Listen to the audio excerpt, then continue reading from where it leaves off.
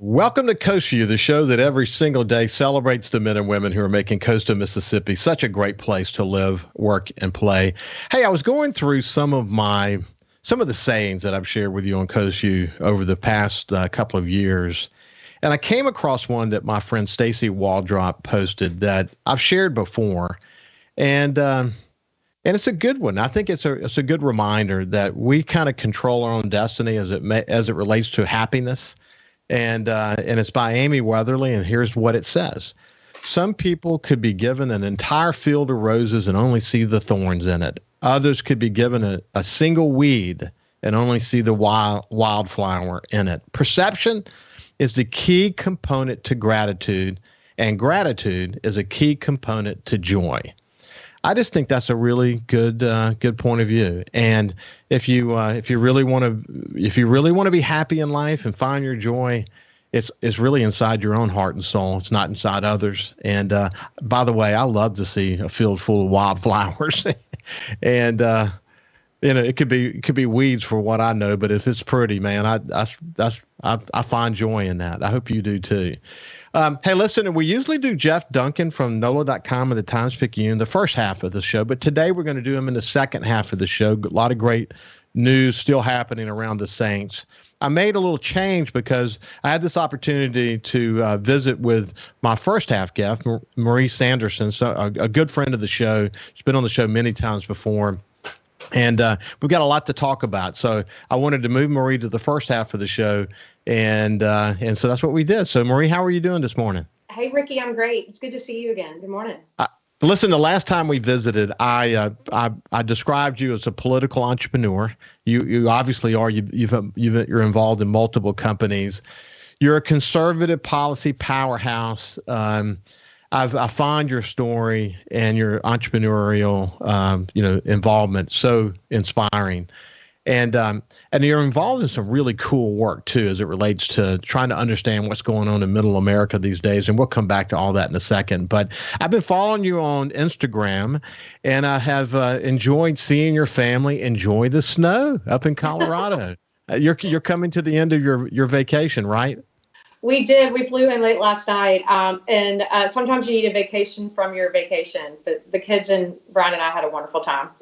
Yeah. Oh, I know exactly what you mean. And, but it looked like y'all had a great time. And, we did.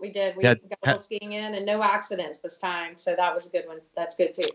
My son, Justin, was in, let's see, he went to, Big Sky first, and then went into Jackson, Wyoming, and every time he goes, Ann and I, do a prayer and burn a candle and pray he's not going to get hurt, because he's had a couple of knee surgeries along the way, but he stays in shape and takes care of himself. But he made it out another snow ski season, thank goodness. Well, that's great. So, here. So, the other thing, obviously, I follow you closely. You're involved in some really incredible work all across the United States.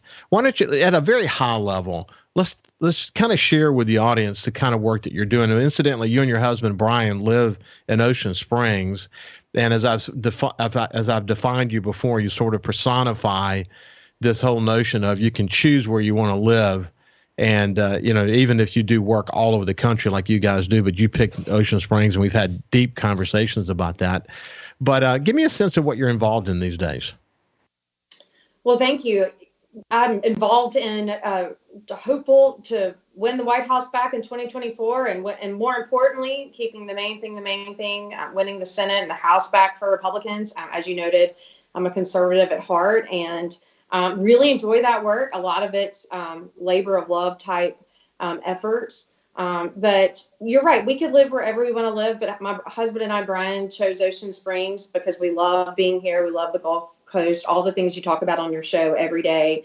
But Brian and I feel like, in addition to our work that we do with our clients, that we both want to give back. And so we do get involved in a lot of national public affairs type issues. One of the things that I personally found compelling and interesting with some of my friends in Washington, I think I've described it to you over time, is over a glass of wine or a cup of coffee, is where are voters? What do people want to see in their elected officials? And several years ago, we started to look at the conservative voter and started to analyze what makes them tick. And so that's the type of work that I've been working on more recently. COVID put a light on that. And some of the work that I've been doing that you may have seen is related to those efforts that started 2 years ago. And is that through the company? Again, you're involved in several different companies, but Into America, N2, capital N2 America or organization. That's the work you're doing there? That's correct. So Into America is an organization, a nonprofit that we started before COVID to try and understand what suburban Americans want through a conservative lens. And the reason why that's important is, the parties have their base and their reliable votes. And I think I understand those voters pretty well. In fact, I think Mississippi is a base state. Most of our voters are Republican-based voters, and I understand that. But as someone who volunteers in the party, and Into America is a volunteer role, it's not something I do for pay. We wanted to understand what makes some of these swing voters or suburban voters, what makes them tick. And, honestly, a lot of these voters are center right, and we're really seeing that right now. And we can talk a little bit about that. In my other work, yes, I have multiple firms. I do a lot of public affairs work through those efforts where we try and work on issues and advise companies on how to work. A lot of my work is kind of C-level consulting, how to think through an issue. But the work that I get really excited about is that volunteer work through Into America and other organizations such as that. So it's interesting you say about center right, which we've had some discussion about this before. But, when I look at the people who are around me, and I may not necessarily be the target of your research, but a lot of the people who are around me are more moderate. I mean, they're conservative, but they're more moderate. And I think that's what you mean by center right. And I look across even friends who live in other states. And when I talk to them, there's a lot of frustration these days. I hear from them that the party's being pushed further and further to the right by the extremes. And this is obviously the same thing is true for the Democratic Party as well. But I find myself more in the middle, more moderate on certainly conservative, that's for sure, but more moderate. So when you talk about America being certainly conservatives being more center right, talk about what you mean when you say that. Sure. Well, I'm very conservative. My husband and I are. We're pro-life. We're fiscally conservative. And we think most Mississippians are a lot like us. But there are more and more Americans who want control of their family spending and want to have a say in what their children study in school and wanted their kids to be in school. That really hit a nerve during COVID. Who have the ability to live wherever they want to live, but want to make sure they keep their income so they have less taxes. There's so many issues that most Americans agree with the Republican, with the conservative point of view. A lot of it has to do with healthcare. They want to be able to control their healthcare. They don't want government telling them what doctor they can see. We see this across every single issue. And we're finding that I say center right, you say moderate, but a lot of voters, many Americans are more conservative when you start to ask them the things that are important to them and their families. And, the pandemic, here's the thing. And I've said this many, many times that we learned this after Hurricane Katrina. We know this to be a fact that trends that were in place before the disaster, they just get sped up in a way. But the pandemic, if you think about some of the trends, I think people probably knew in the back of their heads they wanted more control over what happens to their kids in school, and they know they wanted more control over their medical situation and whatever. But the pandemic put a sharp pencil on this belief. And I have to be honest, I've talked to many of my moderate Democratic friends. And they agree as well that that the pandemic has just brought into very sharp focus the difference between what some Democrats believe, at least national Democrats, and what national Republicans believe. That is the case, isn't it? It's absolutely the case. There have been a couple of big issues that we've seen in the last few months, and I've worked on them. First, getting kids back in school. We ran a campaign through Into America called Let's Kids Learn. And the whole point of that campaign was to help our friends in blue and purple states have the same experience that my kids have had in Mississippi, which is to be in school and to not have to wear masks all the time. We saw a lot of impacts with mental health and social and of course, learning, even with the short time that our kids are out of school. So we worked on that. The second is spending. And people give Biden very, very, very low marks on how he's handled the economy. And we're going to continue to see that theme play out as we head towards the midterms about the way we're handling the economy. We're having a conversation with Marie Sanderson. She is a great political entrepreneur who lives here in coastal Mississippi and involved in efforts all across the United States. When we come back, we'll continue to talk about how the pandemic has really created incredible awareness about conservative principles and where is middle America when it comes to some of these issues. We'll be back after this break. I'm so happy to have my friend Marie Sanderson on Coast Vue today. And we're talking, she's involved in a bunch of different companies, but this one foundation or a nonprofit that she's involved in, it's volunteer work, something she's very passionate about. It's called Into America. And they've done some really profound research. I'm not surprised, to be honest with you, Marie, when you think about the pandemic impact on some of these issues, combined with this. Look, when I ran a company, the last thing you want to do is take a challenging situation where you're still trying to understand what the variables are. Now, that was the case for America coming out, in the midst of the pandemic. We're still trying to understand what all these things mean, from gas to, you name it. What are the elements that are impacting inflation?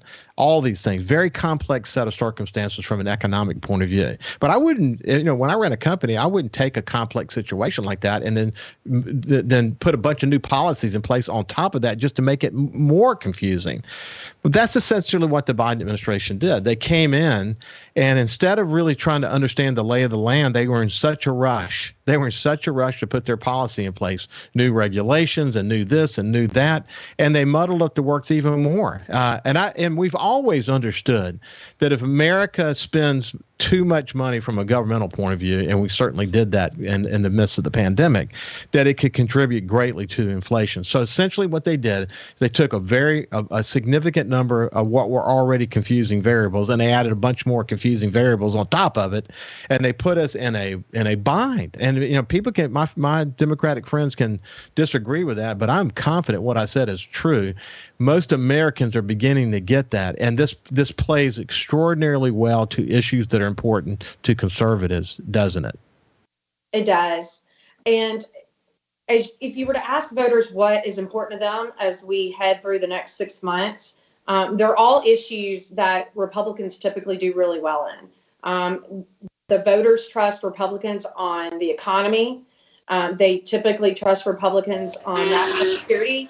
And if you look at some of the things that we're seeing right now, Americans are most concerned about the cost of goods and services. Groceries, gas is the number one issue, and then the economy just generally. They are worried about the war in Ukraine. They're worried about the president's coronavirus response, which is underwater as well. And so, but the number one issue that is really hurting the president right now is how he's handled the economy. Voters, independents absolutely do not trust President Biden on how he handles the economy. How important is that?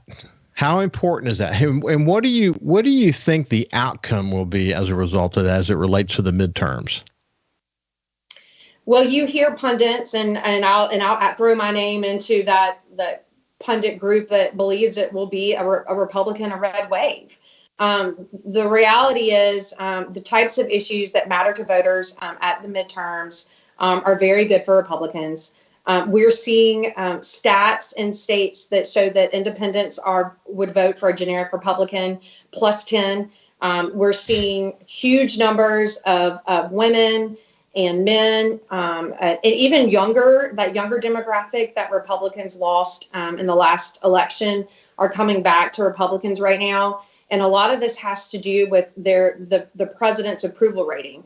For the first time in, I believe, since 2014, Republicans have a better approval rating than Democrats, just generic congressional Republicans, which we haven't enjoyed that type of popularity in a long time. So I think those of us who work on the Republican side of the aisle are optimistic about what will happen. We have to field good candidates. We have to run good campaigns. But we certainly think the climate is right for a red wave come November.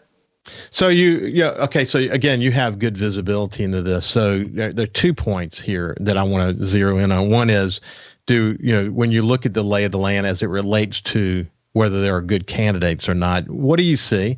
And second, you talk a lot about purple states and swing states. Those are incredibly important. And when you look into those states, you have to get incredible insights about what the future holds. So let's start with candidates. What do you see in the candidates that you see across the United States right now?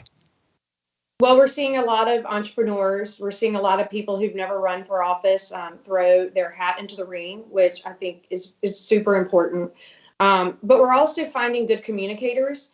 Voters want to know how you're going to fix the problem. I would say that the voters are astute and they ask good questions, particularly the voter that we talked about in the last segment, that conservative suburban voter, or they're not, you don't even have to be conservative, just a suburban voter generally pays attention and asks good questions. So you have to cut through the clutter. And so we're seeing a different type of candidate run who, again, is maybe from a business background. But we're going to have very contentious primaries. We're going to have a lot of ideas discussed, and it'll be interesting to see what type of candidate on both sides, on the Democrat side and the Republican side, who prevails. Will it be a more centrist candidate, or will it be a more conservative or a more progressive candidate? And I think that'll vary certainly by state with who these primaries produce. So when you look into the swing states and the purple states, what do you give me some more dimensions that are interesting about what you're seeing? Well, we have races. Let's just talk about a governor's race, for instance. I'll pick Wisconsin. It's a swing state for us. We know that there'll be a primary on the Republican side. You've got the female lieutenant governor running, and you have a couple of other entrepreneurs running. And so they're all going to talk about how they're certainly the anti-President Biden, but how they're going to get the fiscal house in order and give parents back control. You'll see a lot of those themes. I think we'll start to see more and more conversations about taxes and spending, certainly tax cuts for states like Mississippi that have income taxes. You'll see tax reform. So that's just on the Republican side of the aisle. We have a very similar situation playing out in Arizona. We have a crowded primary and another candidate who's an entrepreneur. In some states on the opposite side, you have in Florida, you have Ron DeSantis running. He's a very popular conservative governor, and there is no challenger there. And my prediction is that he wins handily in November against a few of the Democrats that are running to challenge him. So some states some of these swing states like Arizona and Wisconsin are going to be racist to watch. I could have given you the same statistic on the Senate side if we had time. But you're seeing a lot of entrepreneurs and a lot of, candidates such as lieutenant governors who've been there, and it'll be fascinating to see who wins. We obviously have Georgia that you read about in the news, where you have the incumbent, Governor Kemp, running against the Trump-backed, the former Senator Perdue. So a lot of us are watching to see what that means for the general election as well. Well, you send me this research that Hart Research Associates did for NBC News, and it's really very recent, March 2022. When you look at that, what sticks out to you? Voters are worried about their pocketbooks. They're worried about their family. They're worried about spending. They're worried about keeping the money that they earn. They're worried about inflation. They're worried about the war. And how America is going to respond. They don't necessarily want us to get involved, but they're also not happy with how President Biden has handled it so far. And so, look, I think I'm a mom of 3, and I pay attention to our pocketbook too. And I think you're going to continue to see voters ask this president and Congress what they're doing to get our economy under control. There's a lot of blame to go around, but I think you're going to see Republicans tie the excessive spending, gas prices, as well as inflation to some of the policies that the Democrats tried to ram through in the first 2 years of their leading. One, obviously, I think that America is getting a really quick education on, not outside of inflation, but certainly one component of inflation. And that is the whole notion of our energy policy. And, I read a study not long ago, and I've read several actually, because it's been interesting to me that this whole notion of climate change, I think the majority of Americans think that this is a problem we've got to work on. And they do believe that clean energy sources are one of the solutions. But I think what happened is that in coming back to wanting to put policies in place so quickly, the Biden administration comes in, they put all these in place, even as it relates to sort of the dependency on Russian oil and how that affects the worldwide markets, et cetera, that they say that this is sort of going to be this may push us faster toward electric energy, et cetera, renewable energy sources. And I think the average American said, whoa, we need a smooth transition. We know we need to go there. It's clear we're headed there, but man, don't force this down our throat now. But what it means is $6 and $7 a gallon energy prices. That topic alone on both climate change, which is obviously something that was important in this NBC study, and how it connects with the cost of living, that's pretty compelling, isn't it? Absolutely. I think more people believe in climate change. But look, the Democrats canceled the Keystone Pipeline. We need more domestic production. We need more of everything. And that's what voters want, more of everything. And the Democrats have sidelined an entire type of energy that we have the ability to produce in the United States. So yeah, let's diversify, let's protect the environment, but let's also make sure that we have domestic energy production here at home. It's critical to the economy that we are in today and the prices that people pay today. And this is important to people. Marie, we will continue the conversation in the near future. It's always great to have you on Coast Vue. Always great to see you, Ricky. Thank you. You too. This has been Marie Sanderson. And when we come back, we'll have Jeff Duncan.